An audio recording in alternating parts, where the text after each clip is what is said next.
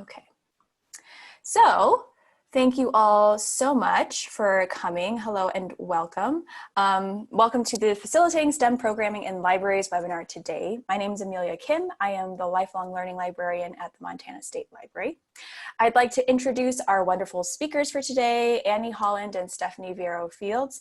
Annie is the Community Engagement and Exhibits Manager, and Stephanie is the Relationship Manager. And they both work at the Space Science Institute in Boulder, Colorado. And both of them are part of the amazing team that works on the NASA at My Library STEM program. So for those of you who received a NASA kit in the summer of 2019, that was the work of Annie and Stephanie's team. So before we get started, I have a few things to go over. First of all, this webinar is being recorded and will be available on our State Library Vimeo channel afterwards for viewing. And I'll send that out on Wired for people to get the link. And we usually have our videos available for about a year. Additionally, you are welcome to ask any questions or make comments at any point during the webinar in the chat box, or if you want, you can unmute yourself and ask that way. But I'll be monitoring the chat box throughout the entire webinar and will bring up any comments or questions to the group. Additionally, I know that we have a couple of out-of-state attendees as well as some school librarians and maybe some school staff. So for out-of-staters, if you would like a certificate of attendance for this webinar, feel free to put your email in the chat box and I can get in contact with you to do that. For Montana school staff and school librarians, if you'd like OPI credit, I can award that to you. So just put your email into the chat box as well and we can talk further. So I'll go ahead and turn things over to Annie and Stephanie. So please take it away. Thank you, Amelia, so much. A little bit more housekeeping before we get started. I know the majority of you on the call are actually going to be physically receiving these kits. We're going to ship them. We almost made it for the webinar, but not quite. We're going to start shipping them mid next week. Those of you who are not the Montana libraries that are getting these physical kits, Stephanie is going to share with us in just a little bit some resources on our website, which also includes the inventory lists for these kits if you're interested in making your own. I'll give the caveat here that the particular kit we're walking through today is a combination of 3 different kits. We kind of did a best of. So anyone who's creating their own from those documents on our website, you should feel free to do exactly the same. And if you need help making facilitation binders or anything like that, just reach out to me and Stephanie, and we are more than happy to help. So I'm going to go ahead and share my screen for 1 minute here. I have so many windows open in preparation for this. I am never going to find the right one. Typically this would be an in-person workshop. So imagine that this is all very hands-on and interactive and exciting. So the kit we are talking about today is a special kit that we made just for the Montana libraries called Be a NASA Solar System Detective. Again, it's a combination of the best of a couple different kits of ours. So just so you all aren't just sitting here, I have the stuff at my house. Stephanie doesn't. We're not really allowed in our offices right now, so I had to like sneak in to grab a kit. So I'm going to be going through the physical kit items because I have them, and Stephanie's going to, we're going to kind of alternate. Stephanie's going to share with you some various free resources on our different websites that'll help you either build your own kits, reach out to your community, or conduct virtual events. So you can kind of consider this webinar half how do I use this kit and half what do I do in the meantime when I can't physically use this kit. So kind of a dual purpose webinar here. So this is the cover of the facilitation guide that will come with the kit. It's a big thick binder that has every little thing you might need to know. And if it's still confusing, it also has who you need to email if it didn't make sense to you, and we can help with that. Mostly the answer yes is Stephanie. Please email Stephanie. She'll actually answer you. I'll try my hardest. So that's just, I want to just say a quick introduction of how this webinar is going to work. Again, like Amelia said, feel free to unmute or turn on your camera and speak at any time, especially when we're screen sharing. We can't tend to see the chat. So similarly, if anyone wants to unmute, or Stephanie and I can pay attention to it too, and kind of highlight the questions if we're not answering them. Very informal. I mean, please don't think that this is a formal webinar. That's not how any of us operate. And it sounds like from talking to Amelia, it's not how you normally operate either. So this is a normal Montana State Library webinar. So Stephanie, I'm gonna go ahead and stop sharing my screen and turn it over to you. And Stephanie's going to just give us a really quick overview of some of our website resources for those of you who aren't familiar with StarNet, so that you have a little bit more background of why it is we're presenting this stuff to you today. All right, can everyone see my screen? Okay, Annie Yes. gave me the thumbs up. So I'm two screens, so if I'm not looking at you, I'm looking at the screen. So this is our website. We are part of the STAR Library Network community. This was developed specifically to help library staff with science and technology related activities and resources. We found that a lot of library staff really wanted to get engaged, but had that, realization of, I don't come from a science background. How can I get kids interested in something I don't know a lot about? So we created the STAR Library Network as a way to help you guys get familiar with STEM topics, help you have some really great resources, have you have some great vetted activities that come from places like NASA and the Jet Propulsion Lab and the Children's Museum of Houston. So these are just a great resource and a one-stop shop for you. So this is our main webpage, the STAR Library Network. This is where we highlight all of our upcoming events, any type of cool activities, any type of good resources that we have available for you. If you are not a member of the StarNet community, go ahead and join. It is completely free because we are publicly funded by NASA and the National Science Foundation. Everything we provide has no cost to you. We also don't try to spam people. Like typically joining our network means you can comment on our wikis, post a blog, comment on a blog, and get one newsletter a month. We don't have time to spam people, so you will not be spammed with that. So like Annie was saying, one of the resources we provide are these kits. And so you can find the kits under resources, and everything I'm going to highlight is usually under this resource tag, but I kind of pulled it out quickly so that way we could see it. So first off, STEM kits. So these are the kits that we've created through the NASA My Library program, through some other programs that we can bring to you. So you have the option here of you can find a way to customize a kit. You can check out kit, how to create checkout kits, how to get facilitation kits, what are the fines and fees for certain things, cataloging materials. So if I say, you want to create your own kit, we click on this. And here are places from like Purdue University, University of Wyoming Learning Resource Center that we've gotten a lot of information from that then you can go and check out and see what's going on. Another thing we also want to highlight is our webinars. So like this, we tend to do webinars quite often. A big aspect of the StarNet community is our professional development, is helping you guys feel really comfortable with STEM programming. So you can come here, see upcoming webinars that we have. So for example, we have one coming up about the Citizen Science Week in October, and we're focusing kind of on Earth and Earth science, so it's kind of our planet Earth. We also have one coming up about closing the gender gap, developing gender equitable STEAM programs, because we do know that underserved audiences such as women and minorities tend to be excluded a lot from STEM, so we really want to make sure we make it inclusive.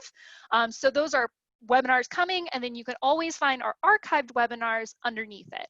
And if you ever have questions or concerns, feel free to email me or Annie. We can definitely point you in the right direction. Another thing we created specifically because of the situation now where we were supposed to see you in person in April and couldn't because of this nasty little thing called coronavirus. So we created the STEAM Ahead at Home resource. This is something that you can use to do virtual programmings, make take and make kits for your library staff, find cool resources to share. And one of the big things we really, Stephanie, these are, for a second, could you repeat that last sentence? Sorry, my internet is being a little wonky. So we've created these collaborative wikis through our STEAM Ahead at Home resource page.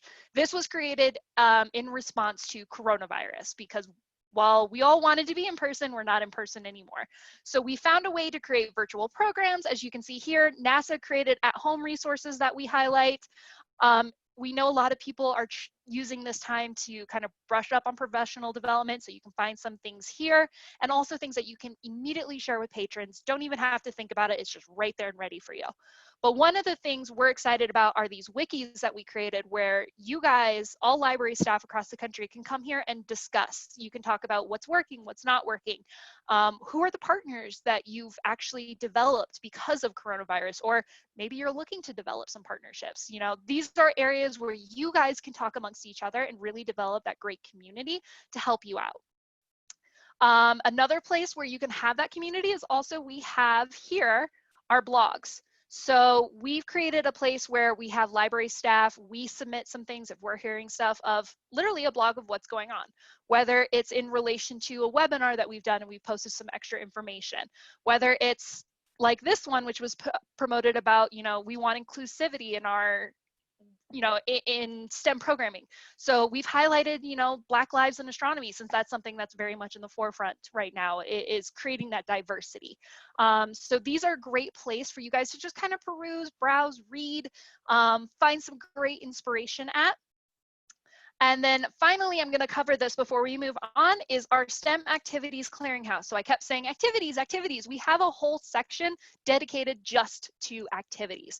So we have about close to 500 vetted activities that we've curated from across the STEM sphere, from National Science Foundation, from NASA, from JPL, from a lot of our other partners, in a simple and easy place for you guys to access. And again, this is all completely free for you to use. We've developed it into different categories. So if you're looking for something specific, like I need something for adult programming, you can go here.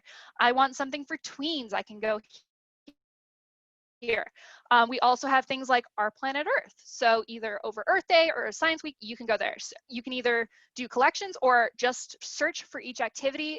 Think of it as like the free Amazon of activities. You can sort by however long you want, however many materials you want to buy, how difficult you want it to be. If you're really kind of nervous, we have novice ones. If you're like, no, I have a good grasp of STEM, we have slightly more advanced ones. So this is a place that you guys can utilize. And so that's all I have right now. I'm going to give it back over to Annie. Perfect. Look, you still had 2 minutes left in the timer. Can you see it? Oh my gosh. Does anybody have questions then? I have 2 minutes. I have 2 extra minutes.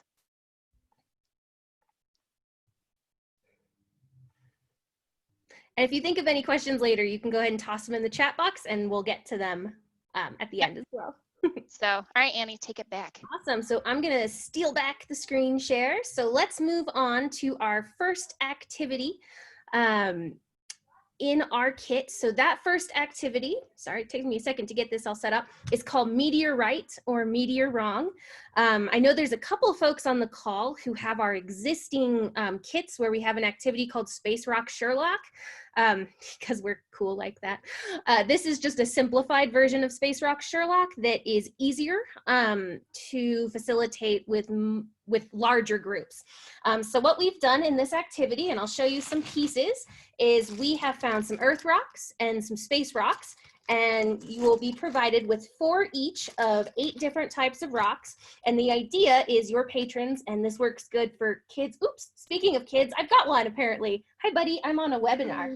You're now recorded for all of posterity. So this activity works really well for the younger kids. He loves it, he's 5, but adults, Stephanie will attest to this because she loves it. Adults really love this activity, and we've actually had a lot of folks use it in senior centers.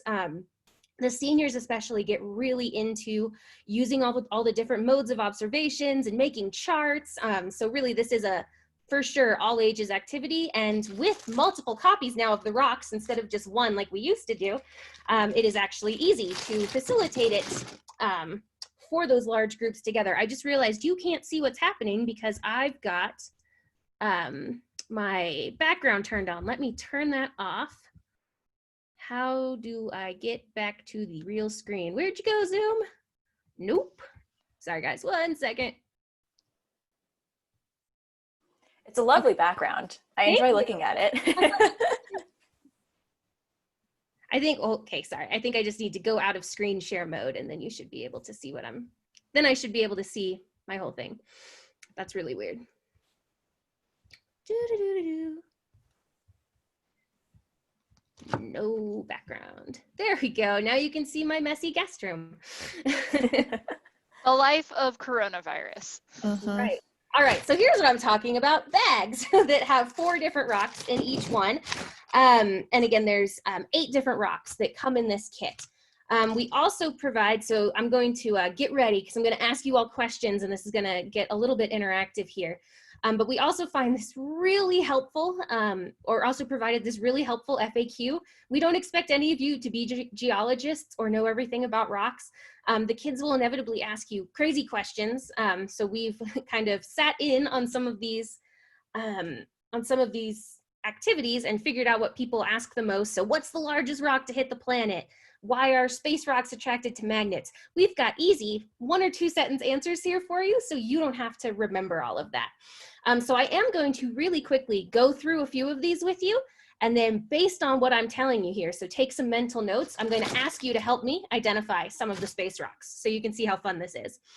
So the first thing is about 95% of meteorites, of space rocks, are attracted to a magnet. That is not because most of the rocks floating around in space are magnetic. In fact, only about 5% of them are. But what happens is if you have a really crumbly rock, it doesn't make it through the Earth's atmosphere. So the big heavy metal ones tend to make it through more. So 95% of meteorites that hit Earth and that are still a physical piece are metallic. Only 5% of rocks floating around in space are the same composition. So it's kind of opposite. So most space rocks react to a magnet. The other 5% are ones that might have been really, really heavy or really, really big. So a lot of the rock got, I almost said, guys, I'm such a nerd and I need a nap. I almost said got disapparated from Harry Potter. I meant to say disintegrated. The rest of the rock got disintegrated on its way through the atmosphere, but there's still some rock left. So that kind of just looks like a normal Earth rock, and it doesn't tend to be metallic. A lot of space rocks have what's called a fusion crust. So just like you've seen, you know, the space shuttle re-entering the atmosphere, right? And it appears to catch on fire. It gets really hot when things are coming through our atmosphere. So if you're a rock, that means, oh, I didn't restart my timer. If you're a rock, that means that you get what's called a fusion crust on the outside when it comes in. So it's a burnt, crispy looking area of the rock, which you don't normally see crispy looking rocks that come from the surface of the Earth. Let me see if there's any other big ones I wanted to share with you guys. Ah, yes, hardness. So that's the other big thing about a meteorite. If you have a meteorite, correct?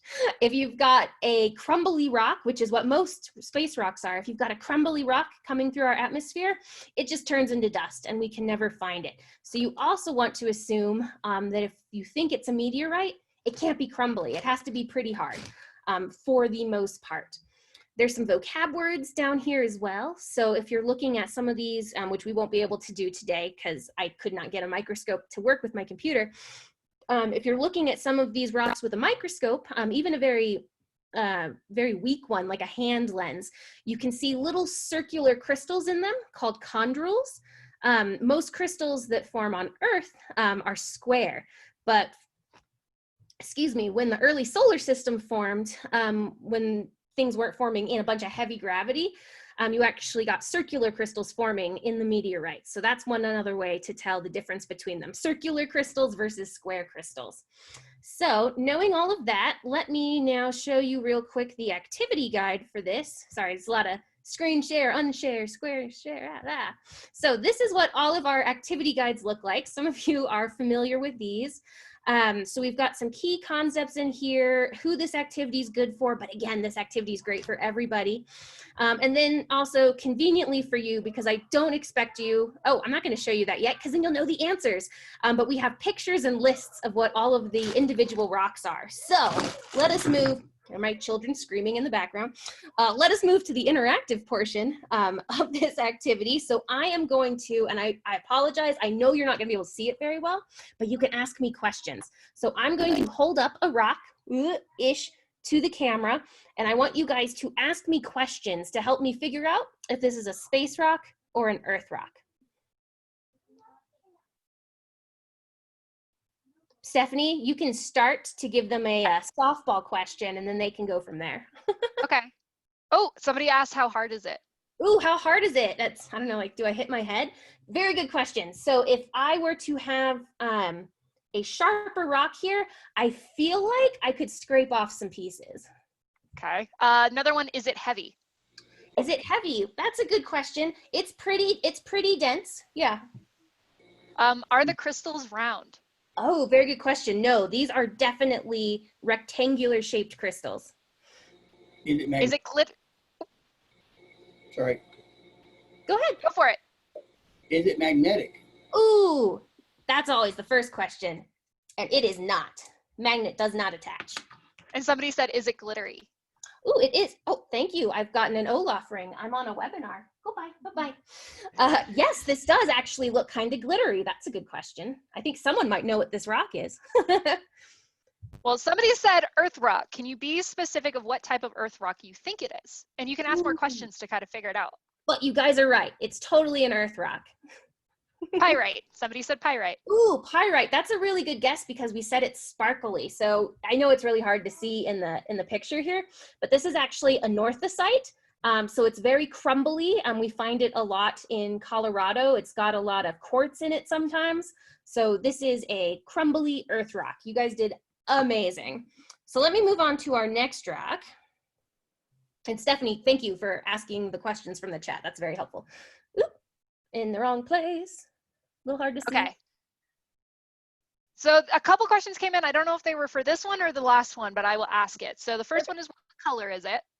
This one is silver looking.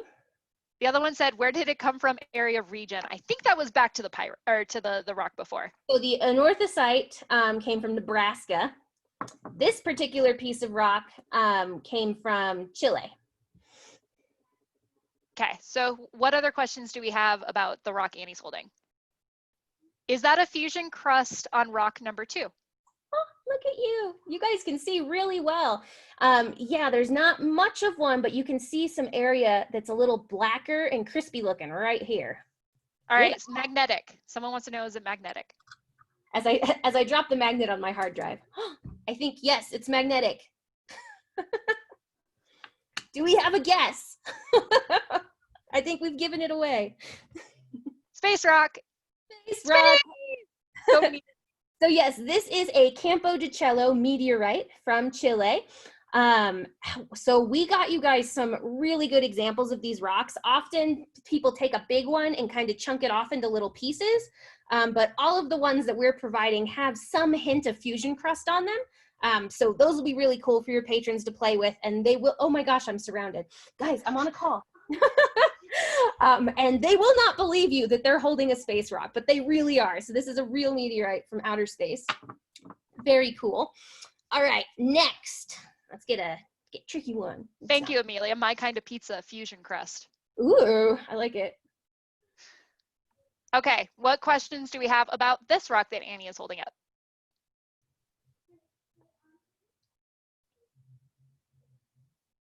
Can it float? I think we got a ringer. This one can float, yes. Magnetic? This one is not magnetic. Is it heavy? Very light. Fluffy almost. Lava rocks. Everyone's saying Lava lava rock. rock. Yeah, so this is a really good one. It's interesting. To me, it seems pretty obvious that this isn't from space, right? Because it'd fall apart, it's crunchy. But for whatever reason, I think just because it looks weird, especially to kids who don't have like lava rock in their landscaping, lots of people think that this is a meteorite. So one of the questions that we have on the guide does this look like a rock you've seen around your house? And get kids to start thinking about, oh wait, maybe I have seen something like that, and probably my whole garden bed isn't landscaped with lava rock, right? So this is a really good one to bring into kids' common experience. I love that somebody asked about, does it float? So in the original version of Space Rock Sherlock, we provided all of the stuff, so like a beaker and a scale, so that you can measure the density and you can see if things float. Density, honestly, these rocks are all pretty much the same size. You can just have them hand heft it, or add a scale yourselves. But if you want to just provide a cup of water to see if a rock floats, you can easily do that as well. But we didn't provide those because it was making the activity seem a little harder than it needed to be. But that was a really great question. All right. All right, Annie's holding up another rock.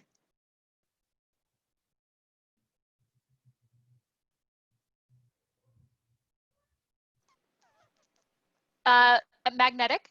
Is it magnetic?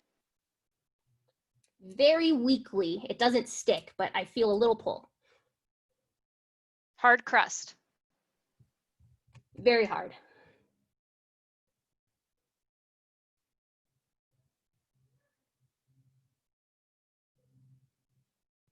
Is it heavy?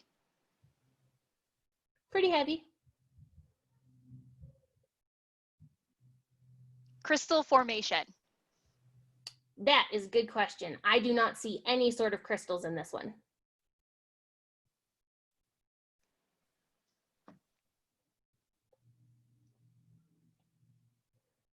Anybody want to try to guess based off of what we've said so far? So I've got somebody who thinks it's a space rock. Was it organic? Is it a metamorphic rock? Ooh, is it a we do have geologists in the room. So from what I can tell, I don't see any layers, so it's not an igneous rock. It could be metamorphic. I'm definitely seeing some evidence of melting, but it's kind of inconsistent. So somebody says space rocks. Was it organic? I don't think so. No, it is not a fossil. That would be a cool trick though. Any sign of fossils? I do not see any sign of fossils. Another good question. So are we right on the space rocks? Cindy Thomas asked that. All right, Cindy. So whoever said space rock, you are right. This is the hardest one in the whole set. This is a Northwest African meteorite. So remember how we said earlier that 95% of the meteorites that land on Earth are more like this, right? They're metal and obvious and they look weird. This is the 5% that's mostly rocky. So these have a teeny tiny bit of metal in them. Sometimes the magnet can't even pick it up. It was really weak on this one. And honestly, looking at it, I could easily just assume that that's a piece of earth rock. They're really, really hard to find. The other trick you can do for this, and this is in the activity guide, you don't need to remember this, is you can download an app called a magnetometer onto your phone. And what's really cool about magnetometers is they are calibrated to the Earth's magnetic field. So if you hold that magnetometer in front of, so I actually didn't show you guys this one, but let me show you. We have an earth rock in this kit that is magnetic. It's called lodestone, probably pretty familiar to a lot of you. If you hold the magnetometer over the lodestone, it goes woo, right? It's a big thing because this was formed in Earth's magnetic field. If you hold that magnetometer over the Campo or over the Northwest African, it doesn't move. That's because even though both of these are magnetic, that's not the same magnetic field that that magnetometer is calibrated to. So if you hold it over a rock that reacts to a magnet and it doesn't do anything, that's your surest sign that you have a meteorite. So if kids don't believe you on this one, that's the surest way to prove it, is to download that magnetometer app and show them. But that one's definitely the hardest one. I don't think people were trying to cheat me or anything. It's just hard to figure out. When I was ordering these, I got so many fakes. And I know these ones are right because I sent back like dozens and dozens of fake ones. These ones are all real. And our very last rock, I know I've gone over my time a little bit, but this is the funnest activity, so it's okay. This is my last rock. All right, so questions about the rock.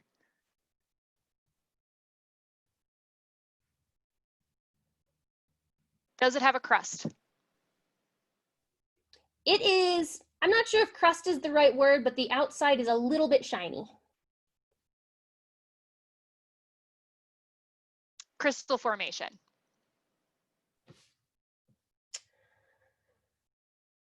No crystals.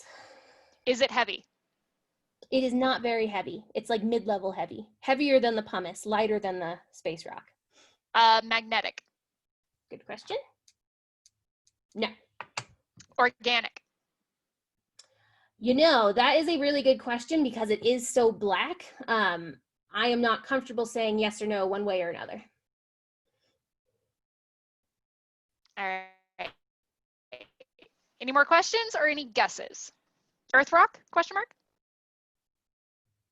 Does anybody else agree that you think this is an earth rock? Fossilized wood, earth rock. Ooh, fossilized wood. So We did use fossils in previous versions of this kit, but the suppliers are not providing them right now. They're closed down. So no fossils in this kit, but do feel free to add your own. You don't have to just use the rocks we provide. So this one is actually, maybe this is actually the trickiest, or the second trickiest. This is a meteor maybe. So do you guys know what happens when lightning hits the sand in a desert? What happens when there's a lightning strike in the desert? Makes glass. Makes glass. What happens when a very, very hot meteorite crashes through the atmosphere and hits the sand in the desert?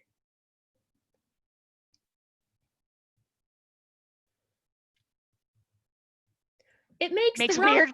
holding, Annie. I love the comment was makes weird glass. It does. It absolutely makes weird glass. So this is what's called a tektite. So when a superheated meteorite or even just a speck of dust comes crashing through our atmosphere and hits the sand, it reacts just like a lightning strike. So the reason we call this a meteor maybe is it's at least 95% glass. But you notice this one in particular has that really deep black color to it. That's probably from melted pieces of the meteorite getting mixed in with that glass.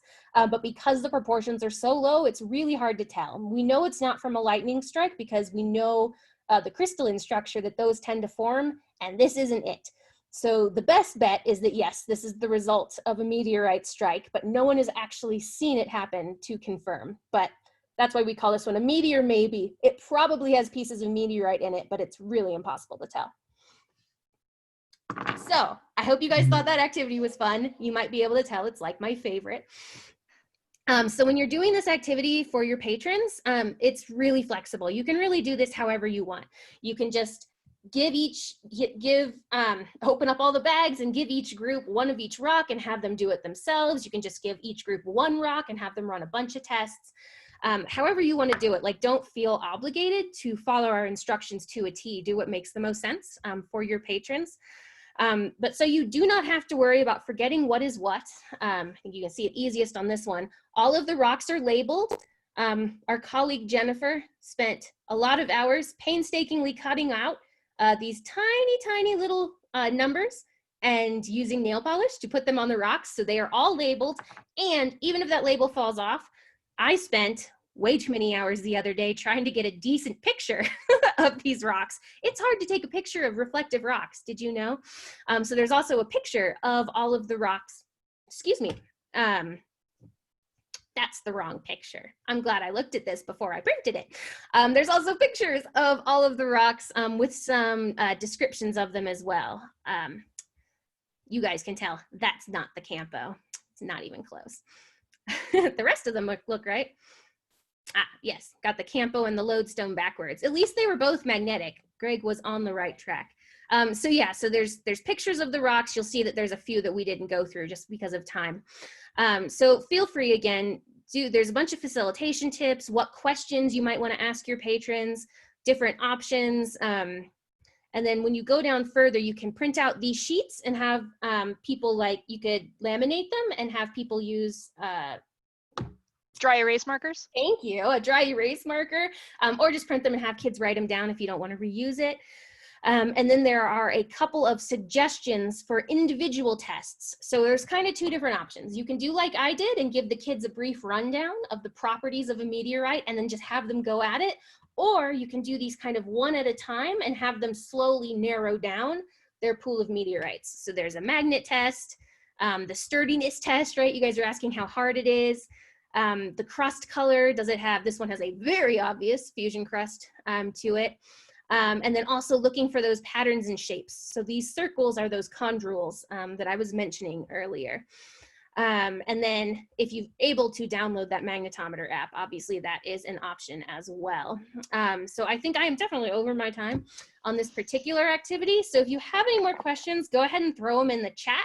And we can answer those at the end, but I want to make sure we have enough time to get through everything else. So while I'm getting stuff out for the next activity, Stephanie is really quick going to talk to you guys about conducting virtual community dialogues to learn more about what your patrons need right now.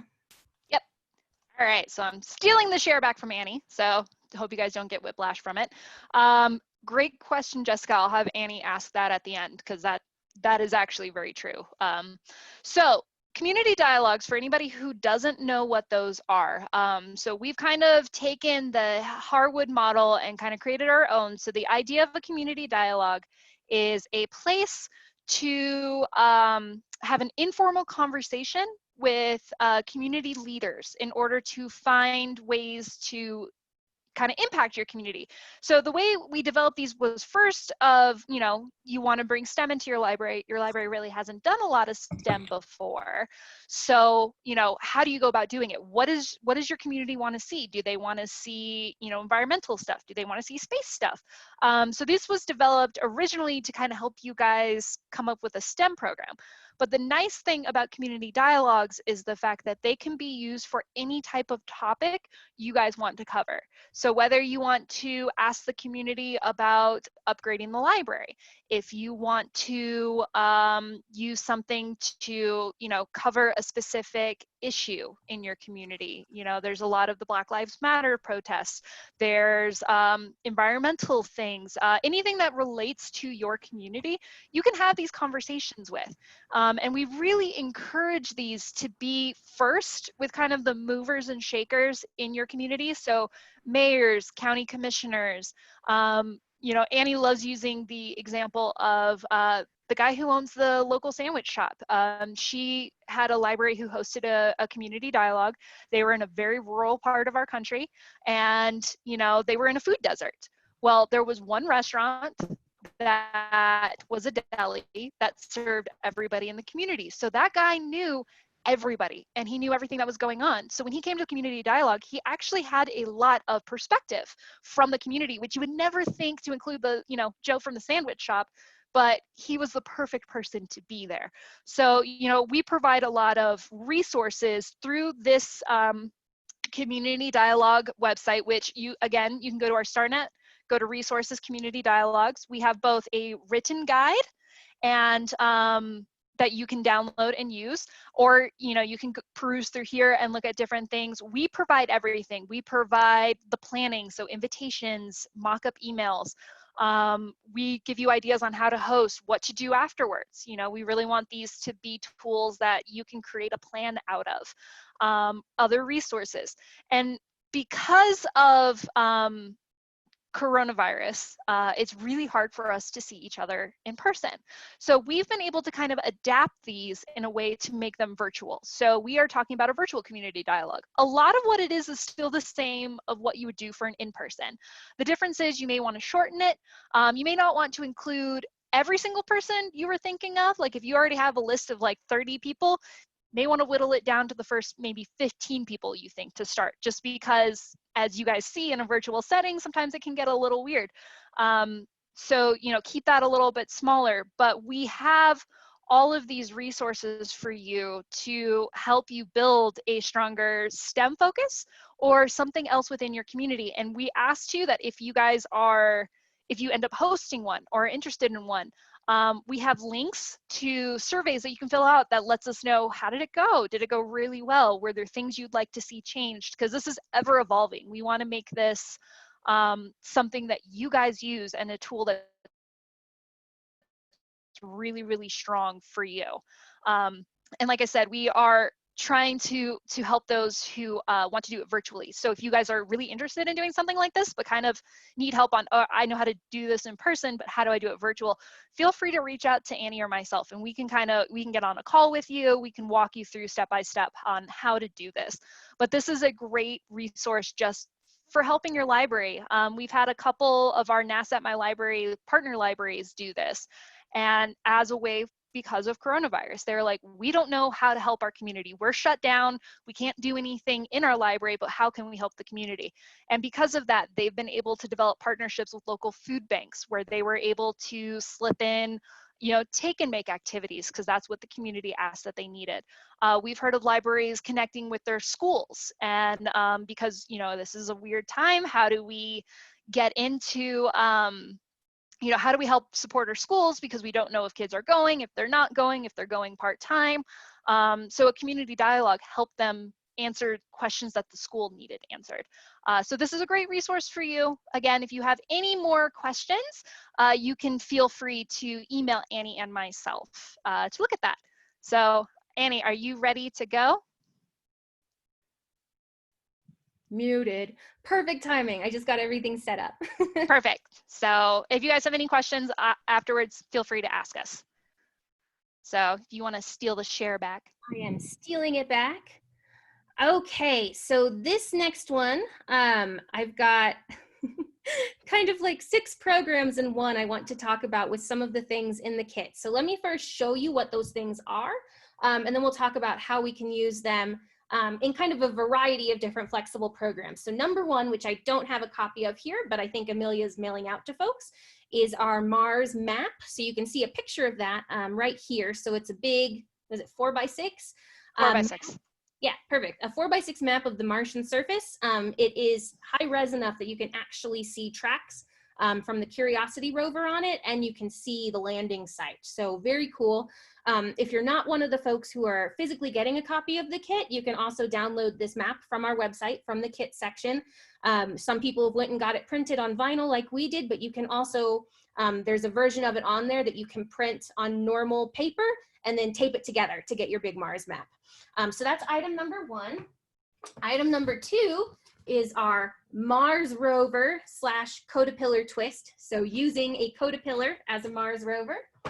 We also have in the box a couple of Code and Go robot mice. Again, use them as a rover. I've got too much stuff. And then frankly, probably my favorite thing in the box, and this is really easy to make your own version of as well, is the human rover version. So instead of having like the mouse or the Codapillar where you kind of input the code, this actually makes the kids, and again, adults love this too, this activity actually makes the patron the rover. So what you do is you lay out all of these tiles in whatever way you want the person to move, and then they hop across them and actually do it. This is like, if you're not one of the folks getting the kit, this is like a $20 thing on Amazon. Or again, I've had people just print out paper with instructions on it. So whatever instructions they want, not limited to what's on here, and just laminate them. And that holds up really well. I just made a avalanche over there. That holds up really well to folks hopping and jumping on it too. So now that I've shown you kind of the pieces, I want to go through some of the different activities that you can do with them. So the first one is a full fleshed out clearinghouse activity called Curiosity Rover's Adventure on Mars. So this utilizes the Mars map and any of the robot toys. Again, if you're wanting to print out your own Mars map and you don't have these particular robot toys, Botley works, Dash and Dot works, really anything that you can code and make pretend to be a rover. We've had patrons make little cardboard covers to make it actually look like Curiosity or Opportunity and put it on top of the robot, which is super cute. So for this activity, it really is a sneaky way to get kids to think about coding and think about how Mars scientists actually interact with the rover on Mars. Does anyone know how long it takes us to send a message to a rover on Mars?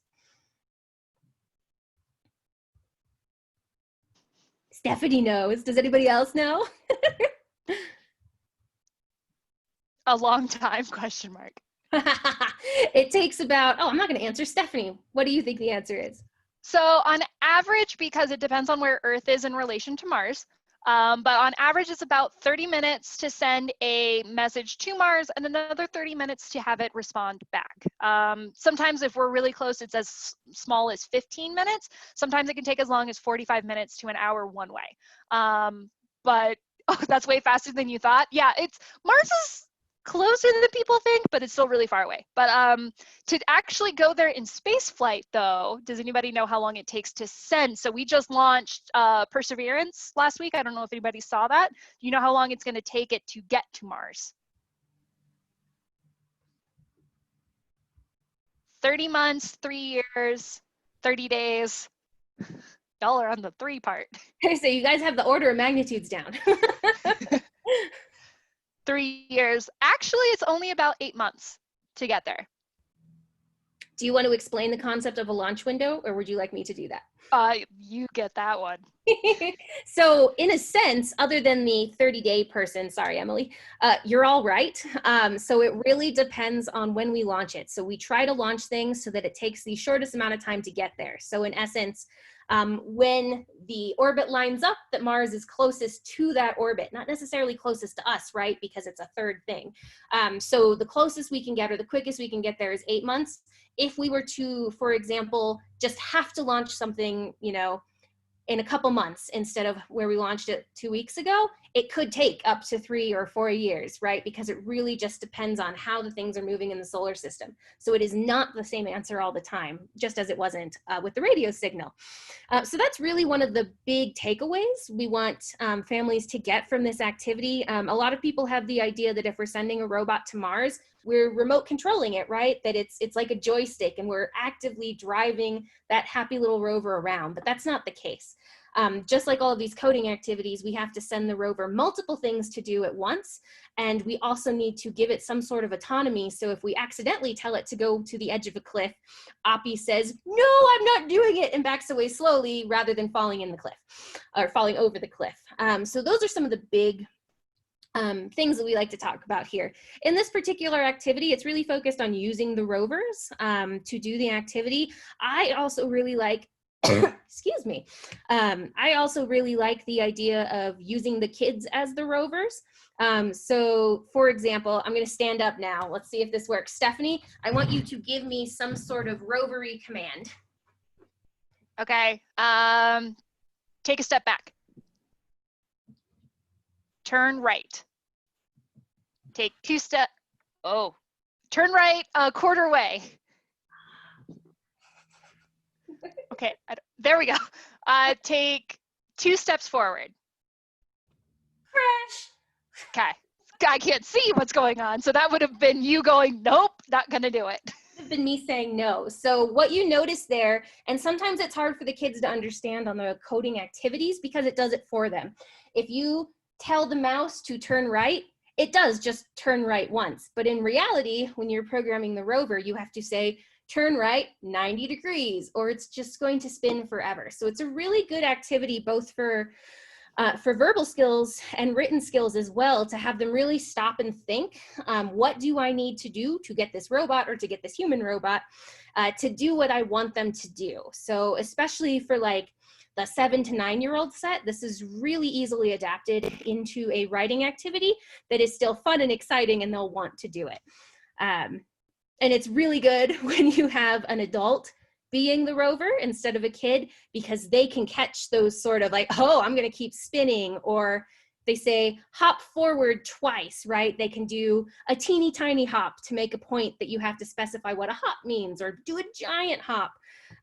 We've also had, we set aside 10 minutes at the beginning of the program for the kids to prototype their rover, right? So tell your adult or your kid rover, hop forward, and then measure how far that hop is, so that when you tell them to hop later, you can actually get them to do it. Of course, it's kids and sometimes their parents, so they'll say things like, slide over the table, crawl under the chair, which is also fun too, watching the kids give those sort of instructions. So again, most of what I'm trying to say here for this activity is, if you're the type of person that wants very explicit instructions, you can follow this step by step and it'll be a wonderful program. If you have other ideas or you want to use different tools and do it differently, please go ahead and do that. Feel free, if you think you've come up with something genius, to write a review on the Clearinghouse for us, and then we can actually add that into the activity for other folks to do later. So that's, oops, so that was facilitation guide number 1. There are also just kind of quick how-to guides for both the Codapillar and the Codapillar, the Code Hopper, and the Code and Go robot mice. So just, I know sometimes you guys, especially the children's librarians, get pushback from parents or administration like, what is this really? Are you just playing with toys? So you can share some of those key concepts, what the kids are actually learning. There's also, again, if you're not familiar with the activities, it explains some of the different features of that particular robot. And then of course, connections to those other kit activities. So use it with the map, use it with the Codapillar. And that kind of thing. And then at the bottom of all of these quick facilitation guides, It also, Stephanie, by the way, I have no idea what my timing is now, so cut me off whenever. It also tells you where to go on the clearinghouse to find more related activities. Again, not super helpful right now in the time of COVID, but it will be helpful in the future. And it's also worth noting, since we are mentioning COVID right now, obviously, unless you're checking out things to patrons, which is cool, it's hard to get these things into the hands of patrons right now, but consider looking through these activities, and just like Stephanie and I just did, seeing how you can make a virtual activity that uses some of these concepts. So that is the next thing I want to talk about. So I'm going to stop sharing so that I can show you on the bigger screen what I'm talking about. So there are 5 books that come in this kit. So I'm just going to show them to you real quick. The Sun is a big deal. It is not thematically relevant to anything, but Scholastic gave them to us for free, so you get a copy. 8 Little Planets, same thing, not super related to the kit contents, but it's a great story time book. And oh my gosh, it's just the cutest thing ever. You turn the page and you see the little hole cut out gets bigger and bigger, showing all the different planets around the sun. Adorable. And I've done virtual story time with it. It works well. Sorry, I'm like spinning, trying to find a place to put things down. We've also provided, which is, this would be a good checkout item, there you go, a tactile moon book. So when you open it up, it's not necessarily a Braille book, though there are Braille descriptions in it, but it's a touchable tactile of different craters and features on the moon. So it's not just for people who have seeing difficulties. It's also just really for anyone to really get a feel, literally, for how deep craters on the moon are. It compares them to some on Earth. For comparisons, there's also rockets in here and a couple different things. So this is really cool, either as a checkout item or kind of one of those charismatic shelf items that people can just come and play with. But now what I was getting to, the 2 books I'm most interested in talking to you guys about today are Birthday on Mars and Moon's First Friend. So I have been doing, I'm trying to remember if I've done it for any of you, I might have. I've been doing virtual Mars/coding story times for the kind of 4-year-old set and up. We've had younger kids on it. We've had whole families on it. It works really well every time. So typically these are groups of 15 to 20 kids. And so what we start with is reading Moon's First Friend. And there's a couple places in this book where you can kind of stop and ask the kids questions like, oh, what have you heard the moon is made out of? You all know how to do story time. I don't need to tell you any of that. But there's a lot of really good places to get audience participation in this particular book because it's a concept anyway that is so familiar to kids and to parents. The parents get really into it too. Excuse me. And then we move on to this book called Birthday on Mars. So the main thing for Moon's First Friends is it's going through the history of humans and the moon and talking about the moon being so lonely because there's all these people down on Earth, but they're not paying attention to her or they're not coming up to visit her. So it's really about the moon being kind of lonely, which is like sad, but a really, really relevant conversation point for COVID right now. So again, it gives the kids an opportunity to talk about how when they felt like the moon on whatever particular page. And then we move on to a slightly happier book. In the end, the moon gets its friends, so it's okay. But then we move on to Birthday on Mars, which is really the same kind of topic area. It's the Curiosity rover, realizing it's his birthday and that there's no one there to sing to him, so he sings to himself, which is in fact what he does every year. So again, your typical story time stuff. You get the kids to all sing happy birthday to the rover. You ask questions about, oh, do you think the rover's cold or hot? And he's hot because it's colder on Mars. He's cold because it's colder on Mars. I don't know what I just said, but the second thing I said was right. He's cold. This is recorded. Now you all know I don't know what Mars is like. So the activity we were just doing, right, using those robots, using the map during this book is a really great opportunity to have the kids model some of those computational thinking ideas. So what I normally do if it's a smaller group, like 15 or less, is I change the view on my Zoom to that tiled view of all the pictures, and I go through the kids one by one, and I have them make me the rover, or sometimes my kids if they've spun me too much and I got too dizzy. Or one of the kids can volunteer to be the rover. You can also, at this point, and I've done this with a giant group of like 100 kids, you can make really quick breakout rooms, and those breakout rooms have one person as the rover. I normally say the person whose last name comes first in the alphabet, and they spend 5 minutes controlling their rover and really getting the idea of how precise you have to be. And then you come back to the big group and keep reading the book, and then they can start to think about, oh, well, if the rover was really doing that, what would you have told him to do?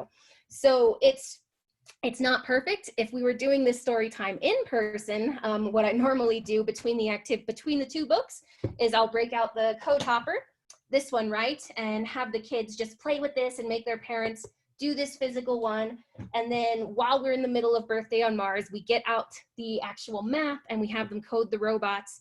And then they try to get, the robot mouse will actually get it to sing happy birthday to the rover, right? Lots of different options in person, but I really think that this concept is one that translates really well to a virtual program, and it encourages people to not just sit and listen to you. They can get up and move, and they can respond.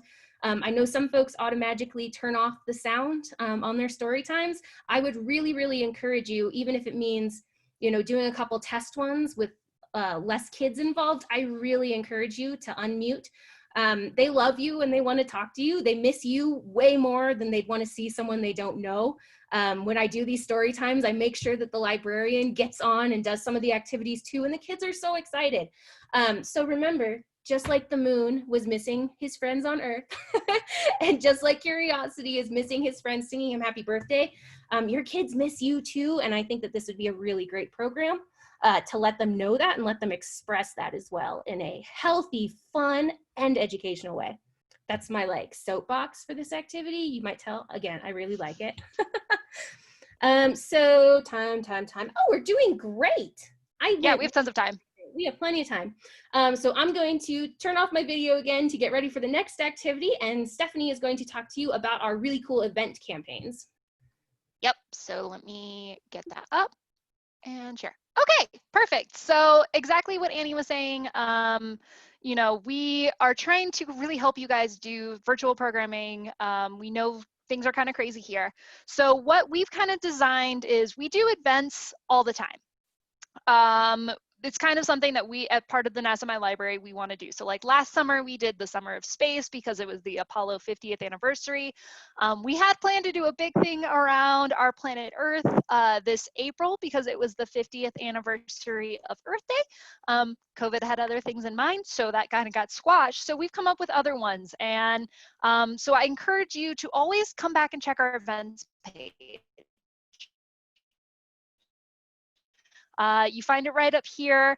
These are the events that we're doing right now. So this one, my trip to Mars, because, whoa, Annie, what'd you say?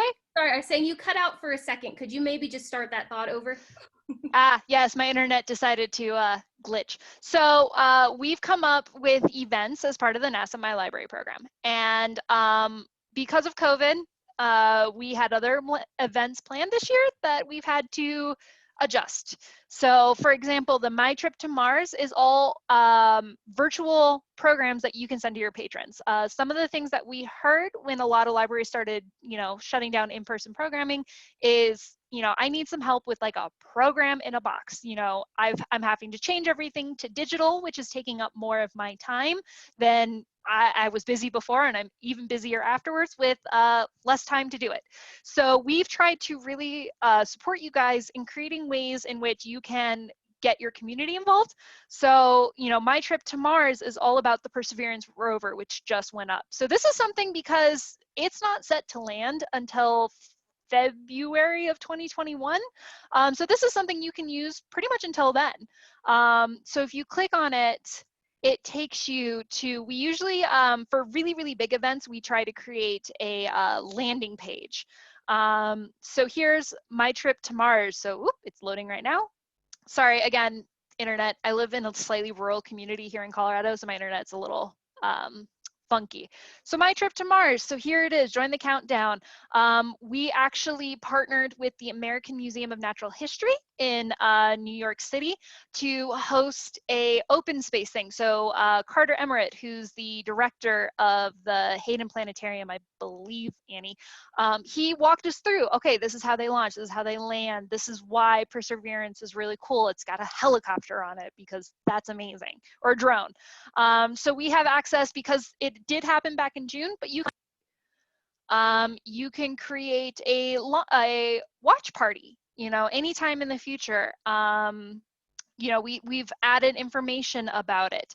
This is the take a virtual journey with Perseverance. You know, here's an app. We try to provide resources and try to make our events where they are that type of program in a box. We do all the work for you. All you have to do is just get people there, send it out, pick what resources you want to highlight. We based it off of grades to help with this one, just because a lot of the NASA resources are grade-based to help with schools. Here's some mission highlights. So if you guys are interested in it, you can go to NASA's webpage and kind of read up and help yourself learn more about it if you don't know. Again, we added webinar opportunities, so you can go back and watch those webinars that we've already recorded to learn more. You know, ways to learn about it and additional resources. We provide these at the bottom of all of our events. So this is a place where you can get a book list if you want to do something around story time and the Mars rover. You know, here's some different Mars books you can go. You can always use the Happy Birthday to Mars. You can use the Mars map that we've provided, for example, with this specific event. We've added videos. So if you guys are, you know, you don't want to do the full hour-long thing, but you want to show something, we have different video links. So you can do like 15-minute video and then a really fun activity for 15 minutes. We provide fact sheets, imaging. For Summer Space last year, we had like really cool posters you could download that NASA provided. So we try to highlight. So the big thing about our events is these are, especially now, program in a box for you. You know, we're trying to take as much of the work out as we possibly can, so that way you guys have a ready to go program that you can just, you know, send out to your patrons. You can send it via link, post it on your Facebook pages, on your library websites, whatever you want to do. Are things that we have. And I want to highlight some of the events that we do have coming up. So right now, it is August. And so we have International Observe the Moon Night. That takes place usually end of September, beginning of October. It's a worldwide public celebration of the moon and lunar science and things we want to talk about, especially with NASA's new Artemis missions that they're trying to do, that's trying to send the first woman to the moon by 2024. So this is very relevant to today, very relevant to the kids, because, you know, the idea is if we can get to the moon again, we can then go to Mars. And a lot of the kids that are really engaged now are going to be the ones that go to Mars. The generation that's currently in elementary, which is really kind of cool if you think about it. So these are ways to get those kids inspired. So that usually happens again, September, October. You can do stuff around it. We've got the website about International Observe the Moon Night, kind of the basics of what it's about. We do have webinars about International Observe the Moon. If you're like, that sounds really cool, I want to learn more, we have access to that if you guys want any. Pop culture and misconceptions about lunar landers. And then again, we have a ton of activities that involve the moon that you can do, that you can either, you know, print out sheets and give to your patrons to do at home. You can host them yourselves, anything like that. So we have International Observe the Moon Night coming. We don't have it up yet, but I'm going to tell you that in October, I think it's the second or third week in October, is Citizen Science Week. So we have partnered with the Globe Observer app from NASA to do a really cool citizen science-based project. And it's going to be a lot of Earth-based things. We're trying to do like Our Planet Earth in October, since we couldn't do it in April. So be on the lookout. We will be posting that here really, really soon. We're just getting it put together. There's also going to be in December another eclipse, which we're going to be really excited about, since since the next eclipse to hit us is going to be in 2024. Not quite as big as the one in 2017 where it spanned the entire continental US, where it went from one coast to the other. This one's going to come up kind of through Mexico and Texas and the eastern half. So unfortunately, you guys in Montana may not be able to like see it quite so drastically as you did last time. I'm trying to remember the path. I think you guys had a better view on the path than you will this time. But down in Chile, this December, there's going to be another full eclipse. And so we're partnering with the Exploratorium in California to kind of broadcast that. COVID is going to make it a little interesting because normally they send a team down to wherever the eclipse is, so Chile this time. We don't know with coronavirus if that's going to be an option, but we are still trying to create some really cool eclipse activities, ways for you to talk about it. So these are things that are coming up that you guys can plan for. And you are more than welcome to use the kits if by that point, we hope you're able to do in-person programming. You can use the kits for things. Or you can do it virtually. We are trying again to keep as much stuff into a virtual realm because we understand that every state and every community is in a slightly different position than others. So our events, again, they change usually about quarterly. So this is a place that you can always come and check and see what we're doing. And all of our events are always open to everybody. Yeah, and real quick, Stephanie, just to break in, I am on the StarNet and Space Science Institute newsletter things and all of that. So I will also be sending notifications out on Wired for webinars or all the events that Stephanie just mentioned. So please do keep an eye out there, and I'll try and make sure to send that information out as well.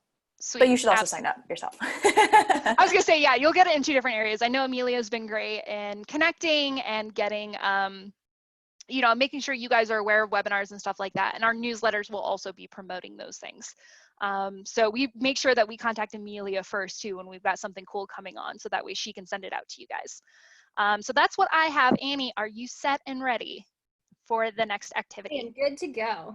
All right, so take it over. We have about 20 minutes left. Thank you.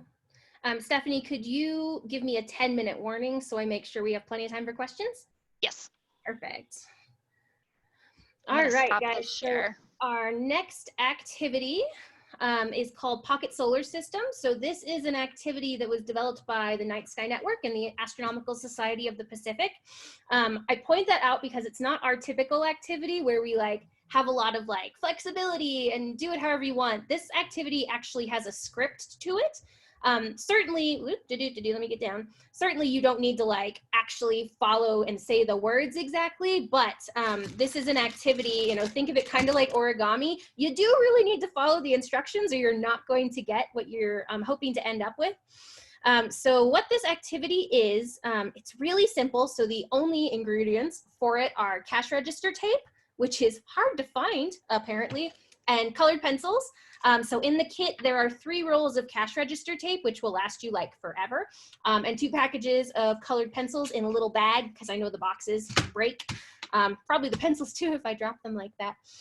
So what you're doing in this activity, and Stephanie loves this activity, so I wish she had the pieces so she could just show it to you herself, is you're really trying to get the patrons to understand the vast distances in our solar system and what kind of the space between objects really is, right?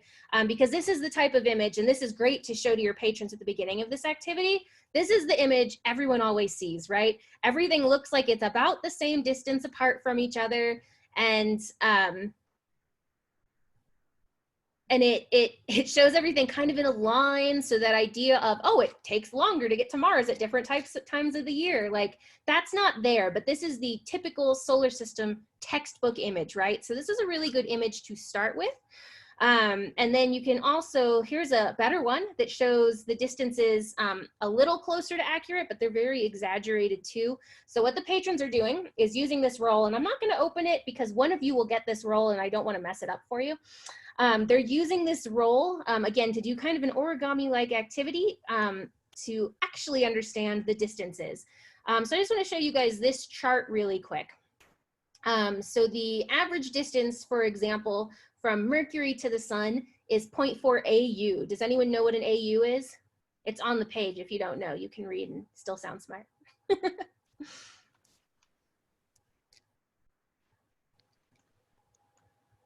We still awake in the chat? There we go. We got somebody. Astronomical. Hey, Amelia answers the same way I do. What's an AU? An astronomical unit. What's an astronomical unit? Thanks, everybody.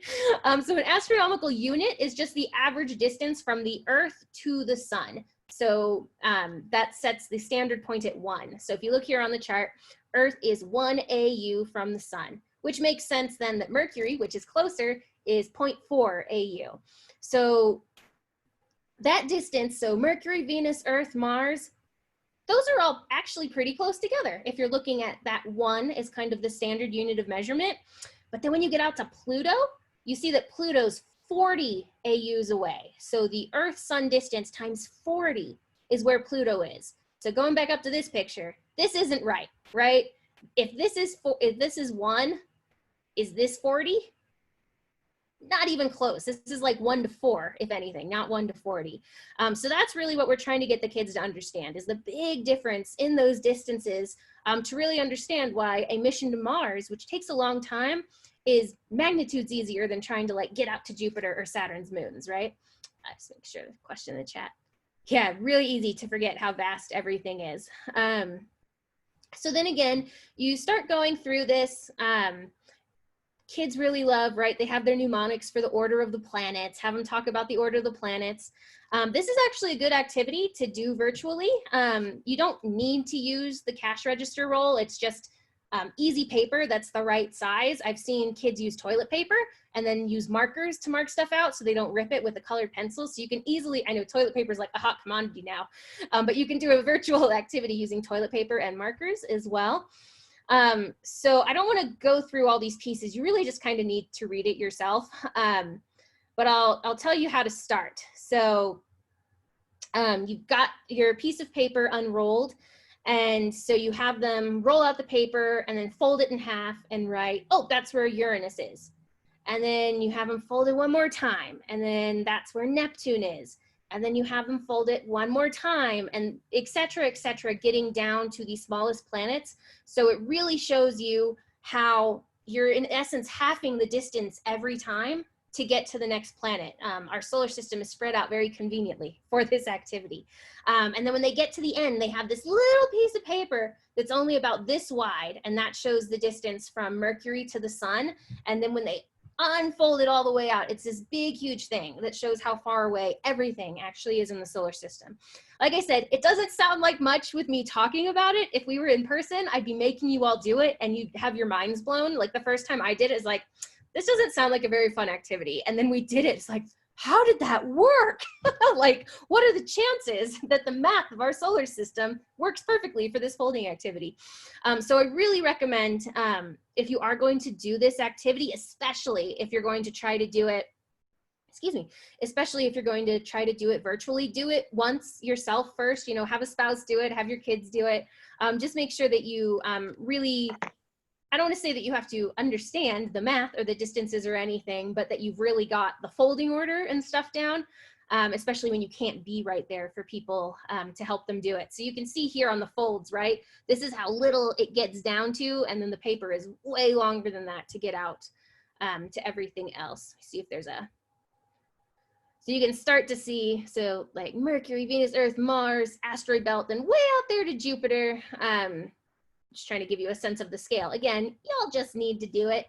If you've got, and I'm sure you all do, the very precocious kids that want to understand this more, there's a lot of cool calculators and stuff at the end of the write-up that they can actually go play with to understand more of how this works and why our solar system ended up this way, that it's not actually a coincidence, that it's something to do with the way gravity formed everything in the early solar system. So that's activity number 1.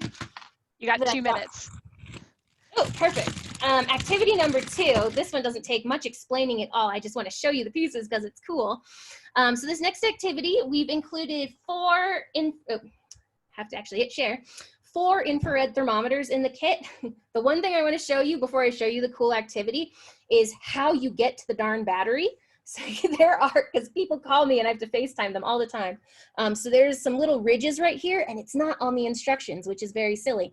There's some little ridges right here. You just kind of pull. Now I'm not going to be able to do it. One moment, please. So you would think you pull down, but you actually pull out on those ridges, and that gets you access to the battery.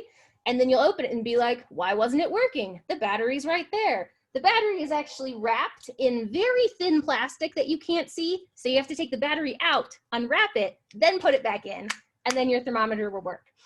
So this is really cool. Kids and adults love this. So literally all you do is you just point this thermometer at anything. So I'll point it at myself. Oh, there's a laser. Point it at myself, and then it beeps and it says my temperature is 94 degrees. If I point it at the fan, on the other end of the room, it says that it's 77 degrees. So again, unless you're checking these out, hard for patrons to do much with it for virtual activities, but once you're back in your space, this is a really good actually socially distanced activity. We've got 4 thermometers in here. So if you limit yourself to 4 family groups, you can actually send them on a scavenger hunt, right, around the library to find hot things and cold things. They'll find the air ducts, they'll find the vents, they'll find that the batteries on the computers are like the hottest thing in the entire building. And we've actually had some libraries check these out to families during Corona to help them set up their home offices. So they'll literally walk around at different times of the day and map what times of the day certain rooms are certain temperatures, and then figure out where they want to set up their home office or the kids for homeschooling now that they're going to be stuck at home all day. I really wish I had done that, because in the morning my office is fine, and right now it's like 90 degrees, which is awful. So lots of cool things to do with this tool. Again, whenever we get back to business as usual, this will be much more fun. And there is there's a quick facilitation guide in here just for how to use the thermometer, and suggestions. If you've got a infrared camera, which is something different, you can compare what the thermometer says to what the camera looks like. I know a lot of museums have little stations like this, right? Someone had said they'd been to the Denver Museum, they have a station like that. And then there's an activity in the clearinghouse called Taking Earth's Temperature. That's an outside activity. Again, good for social distancing to use with these thermometers. So you go and you measure what the blacktop temperature is, what the river temperature is, what the side of the building is, and then kids can start to think about, oh, that's why they paint the roof white, or oh, that's why my dog is sad when he goes on the blacktop versus the concrete, right? And it really gives some real world examples of how this concept of temperature is relevant, and how urban heat islands happen, right? So why the insides of cities are so much hotter than the surrounding areas. It's not because there's more people, it's because of the materials used in that area, right? So really cool kind of real world example. And like I said, the biggest problem you'll have with this is getting the darn battery cover off. So hopefully that was helpful. You can come back and watch this. And remember to take the plastic cover off the battery. And something I want to mention too, with especially like the solar system, the pocket solar system and things like that, all of these activities we are providing you are on the clearinghouse. And we do add, we don't have it for all of them yet, we're working on it, but some of them do have like how-to videos. So you can go see how it's done and learn how to do it. There's also, like Annie was saying, with reviews, some libraries have reviewed these activities and said, oh, this worked going this way, or I changed it to do this and it worked a little better. So check those out as well if you have questions. Everything's on the clearinghouse, so you should be able to find it. Absolutely. So, and thank you for bringing that. Yeah, no problem. So we have 7 minutes left. We are here to answer questions. One question that we had before when you were doing Meteor Right, Meteor Wrong is, where is a good place to purchase rocks if they want to expand their collection? That is a very good question, and I will tell you, I wish I could just give you a flat answer, but very sadly, our normal supplier passed away about a year ago. I am kind of constantly looking to make sure that we're getting real, and no one's doing this on purpose, but it's really hard sometimes to tell if it's real or a meteor oops, right? So what I would recommend is just when you're ready to buy stuff, send me an email. I'll put my email in the chat again. When you're ready to buy stuff, send me an email and I can give you my most up-to-date list of suppliers. Like, for example, there's since I was just purchasing these, I have some suppliers on eBay that I trust because I've tested them out. But a year from now, I'll probably have a different answer because these are kind of limited supplies. That's for the meteorites. For everything else, for any of the other rocks on the list, Ward's Science, I'll put that in. Ward's Science for non-meteorites is by far the place to go. It's the cheapest. They tend to sell things that are all about the same size. So you can very easily get a bunch of things that go in the kit. You can also, if that's too expensive for you, for the pumice, and for the river rock, we literally ordered landscaping bags, and it was like $10 to have 300 kits worth of rocks. So that's also a good option. And somebody said too, and I like this idea, local universities like science departments might be able to help you as well. They sometimes, or museums, if you have a local museum, they sometimes have their own little kits that you can also check out and use as well to supplement. And I'm dropping my email in as well. So if you guys need anything, you could definitely let us know. So now, does anybody else have any other questions about the overall kit, any of the resources I gave, anything like that that you guys would like us to answer while you have our attention? And again, those of you who aren't in Montana getting the physical kits, if you want to drop us an email and we can kind of give you the lowdown on the cheapest and most exciting way to make a kit, like we can help you make your own too. So don't feel like you're stuck with what we picked for Montana. And again, just thank you so much, Annie and Stephanie, for this super great hands-on, well, sort of quasi-hands-on, but really fun. I learned a lot in this webinar. But I also just want to emphasize that I have personally looked through a lot of the activities on the StarNet Library Network, and it's really, really, really great. There are so many things on there. All the activities are super fun. I have tested them out on other state library staff, and they've been really, really entertaining. So I would, especially if you're looking to do more with STEM programming, that is a great, great, great resource. And like they said, everything is free, which we all love. Oh, sorry, go on. Oh, there's actually a great question that came in on the chat that says, overall, is the kit mostly geared towards a certain age? That's a really good question. So no, we try to include stuff that works for multiple ages. Certainly if you look at the numbers on the activity, right? So the code hopper says ages 3 to 10. No, it's ages 3 to whoever. So what I like to say is yes, absolutely. As far as learning, like learning standards and things like that, this is really in the 7-year-old to 11-year-old range, but there's really easy adaptations for literally every activity in here for different age groups. And what's great, lesson learned, we didn't do this the first time around. Since we've provided multiple copies of so many of the things, it's actually pretty easy to do multiple age groups in the same activity session as well. So yeah, 7 to 11-ish is always going to be kind of the sweet spot for our activities as far as who they were developed for. But you guys are so great at making them appropriate for other folks and just, dropping the things that might be too complicated. So, and again, I think everyone always feels comfortable aging down, right? And making things appropriate for the younger kids. But what I want to always push is aging up. If you're having a again, in the time of no COVID, if you're having a fundraiser, if you're having a senior program, I have never seen people enjoy these activities as much as I have seen senior citizens enjoy these activities. So really do consider doing these activities with adults, with senior citizens. They get so much out of it, and then they'll come and tell you later about all the cool science stuff that they got for their grandkids, right? So really, really nice. Awesome. Any last questions? There's a bunch of thank yous in the chat box to Stephanie and Annie for the great presentation. I'm actually going to go ahead and stop the recording now, and this will be